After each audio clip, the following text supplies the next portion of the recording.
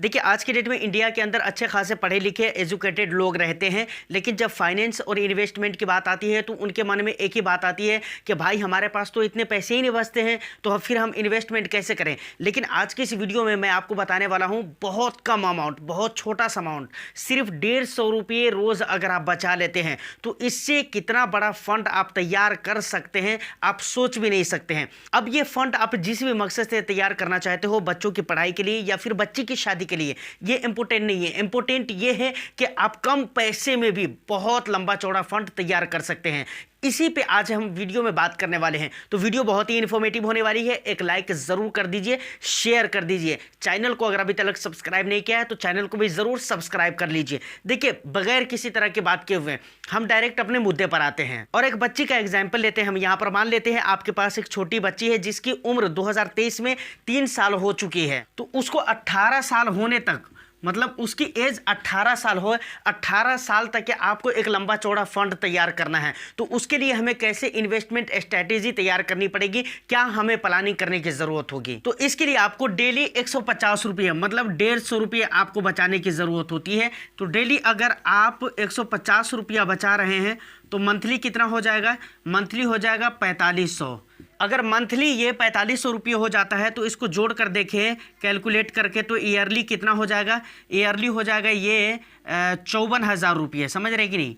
54,000 रुपये हो जाता है ये। मतलब यहाँ पर सोचने वाली बात ये है कि जैसे आरडी वगैरह जो आप करते हैं ना, जैसे 150 रुपये 100 रुपये का हर रोज़ आप बचाते हैं, हर रोज़ आप अपने अकाउंट में डालते हैं, सेम उसी तरीके से सिर्फ आपको 150 रुपये हर रोज़ सेव करना है और वो महीने का कितना हो जाता है? 4500 रुपये हो जाता है। ईयरली 54,000 रुपये हो जाता है। तो अब ये इन्वेस्टमेंट आपको कितने सालों के लिए करना है? मैंने कहा ना, बच्चे की उम्र कितनी साल है? 2023 में 3 साल है बच्चे की उम्र, और ये 15 साल तक के इन्वेस्टमेंट करते रहना है। कितने साल तक के? 15 साल तक के इन्वेस्टमेंट करते रहना है। तो इस कैलकुलेशन के हिसाब से 15 सालों में आपके टोटल इन्वेस्टमेंट अमाउंट कितने हो जाएंगे? इन्वेस्टेड अमाउंट मैं यहाँ पर लिख देता हूँ, इन्वेस्टेड अमाउंट आपके कितने हो जाएंगे? 8,10,000। ये टोटल आपके इन्वेस्टेड अमाउंट हो जाएंगे। और इक्विटी मार्केट में ये कहा जाता है कि अगर आप लंबे समय के लिए इन्वेस्टमेंट करते हैं तो वहाँ पर औसतन 12% के रिटर्न्स आपको मिल ही जाते हैं। इस हिसाब से अगर हम देखें तो आपके टोटल जो इंटरेस्ट होंगे वो टोटल इंटरेस्ट कितने हो जाएंगे? यहाँ पर मैं लिख देता हूँ इंटरेस्ट 14,60,592 रुपये।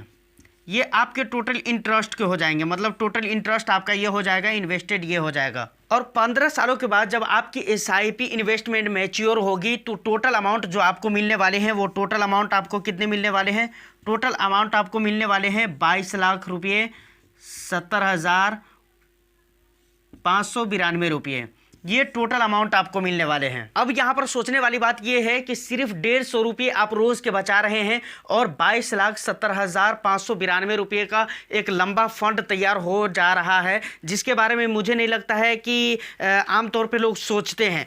ऐसा नहीं सोचते हैं लोग सीधा ये सोचते हैं कि भाई हमारे पास पैसे ही कहाँ बचते हैं। लेकिन आप कितना छोटा सा अमाउंट हर रोज़ बचा रहे हैं। अब यहाँ पर एक ज़रूरी बात ये आती है कि मैंने क्या कहा, डेली आपको जो है ना 150 रुपये बचा कर रखना है। तो अब ये 150 रुपये क्या रोज़ हमें एसआईपी करना है? तो रोज़ एसआईपी नहीं करना है। मैंने क्या बताया है, ये डेली आप जमा कर रहे हैं।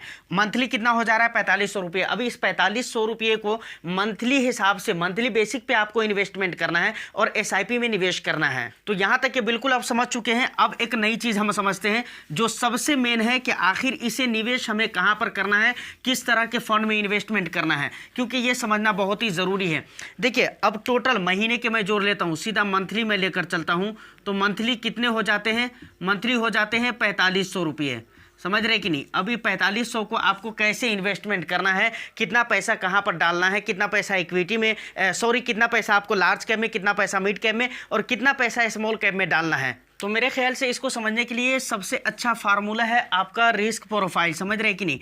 मतलब आप ये देखिए कि आपका रिस्क प्रोफाइल किस तरीके से इन्वेस्टमेंट करना अलाउड कर रहा है। मेरे कहने का मतलब ये है कि अगर आप बहुत ज़्यादा रिस्क नहीं ले सकते हैं तो वहाँ पर ज़्यादातर पैसे को आपको कहाँ पर निवेश करना चाहिए। देखिए इसके लिए फॉर्मूला भी आता है कि भाई इतनी ज़्यादा एज हो, 45 की एज हो तो इतना पैसा इक्विटी में डालना चाहिए, इतना पैसा डेट में, वो फार्मूला वगैरह यहाँ पर मैं कुछ भी यूज़ नहीं करूँगा। मेरे ख्याल से मैंने कहा ना कि सबसे बेटर चीज़ है आपका रिस्क प्रोफाइल। देखिए आप किस हद तक के रिस्क ले सकते हैं।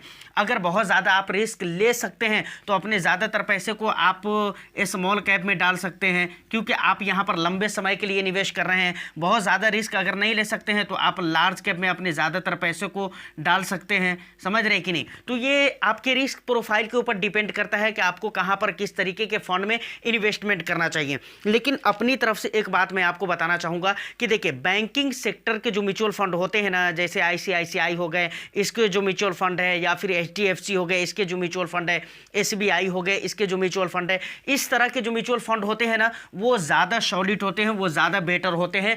मैं ये नहीं कह रहा हूँ कि दूसरे म्यूचुअल फंड खराब होते हैं, लेकिन इस तरह के जो म्यूचुअल फंड होते हैं वो बहुत ही अच्छे होते हैं। तो आप स्मॉल कैप लेना चाहे, लार्ज कैप लेना चाहे या फिर मिड कैप लेना चाहे, हर कैटेगरी में आपको बैंकिंग सेक्टर के फंड्स मिल जाएंगे। तो उनको ज़्यादा कोशिश कीजिए प्रेफर करने का, उनको ज़्यादा आप मतलब लेने की कोशिश करिए, वो ज़्यादा बेटर रहता है। और एक ख़ास बात ये भी ध्यान रखना है कि देखिए मेरे कहने का मतलब है 4500 रुपये जो आप निवेश कर रहे हैं वो किसी एक ही फंड में नहीं निवेश कर देना है, उसको आप डाइवर्सिफाइड करने की कोशिश करें, ज़्यादा से ज़्यादा अपने रिस्क प्रोफाइल के हिसाब से डाइवर्सिफाइड करने की कोशिश करें। इसका ये मतलब नहीं कि किसी भी एक लार्ज कैप में डाल देना है या किसी भी एक मिड कैप में या किसी भी एक स्मॉल, ऐसा नहीं करना है।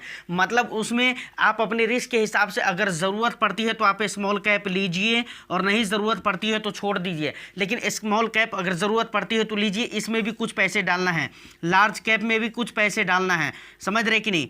उसके बाद मिड कैप आता है, इसमें भी कुछ पैसे डालना है। उसके बाद मल्टी कैप आते हैं ना, उसमें भी कुछ पैसे आपको निवेश करके रखना है। समझ रहे कि नहीं? तो हर जगह पे थोड़ा थोड़ा करके आपको इन्वेस्टमेंट करना है, और इन टोटल इन्वेस्टमेंट के रिटर्न्स को जब आप जोड़ेंगे ना तो आपको 12% का रिटर्न्स मिल जाना चाहिए, और लंबे समय में ये आपको मिल ही जाएगा। बल्कि स्मॉल कैप और मिड कैप के जो फंड है इस कैटेगरी के, उस कैटेगरी के अगर रिटर्न्स उठाकर देखें तो आपको पता चलेगा कि 12 साल, 10 साल, 8 साल में इससे बढ़िया रिटर्न्स देखने को मिले हैं। 12% से ज़्यादा रिटर्न्स देखने को मिल ही जाते हैं। यहाँ पर एक और भी फायदा आपको होने वाला है रिस्क को लेकर। समझ रहे कि नहीं? मतलब अगर आप लंबे समय के लिए निवेश करते हैं तो यहाँ पर रिस्क बहुत हद तक के रिड्यूस हो जाते हैं, मतलब बहुत कम हो जाएंगे रिस्क। तो ये एक फ़ायदा हो जाता है कि आप कम कम पैसे करके और कई सारे फंड में निवेश करते हैं। 3-4 फंड में आपको निवेश करना है, 4-5 फंड में। समझ रहे हैं कि नहीं? थोड़े थोड़े पैसे करके देख लीजिए अपने हिसाब से, और उसके बाद आप लंबा समय, क्योंकि मैंने कहा ना 15 साल के लिए ये इन्वेस्टमेंट, तो एक लंबे समय के लिए आप निवेश कर रहे हैं तो यहाँ पर रिस्क ऐसे भी आपका बहुत हद तक रिड्यूस हो जाएगा। तो फिलहाल आज की इस वीडियो में इतना ही। उम्मीद करता हूँ कि वीडियो आपको अच्छी लगी हो। वीडियो अगर अच्छी लगी है तो वीडियो को एक लाइक करके ज़्यादा से ज़्यादा शेयर कर दे। चैनल को अभी तक सब्सक्राइब नहीं किया है तो चैनल को भी ज़रूर सब्सक्राइब कर लें। मैं फिर मिलता हूँ किसी नेक्स्ट वीडियो में। जब तक के लिए all the best. Thank you for watching.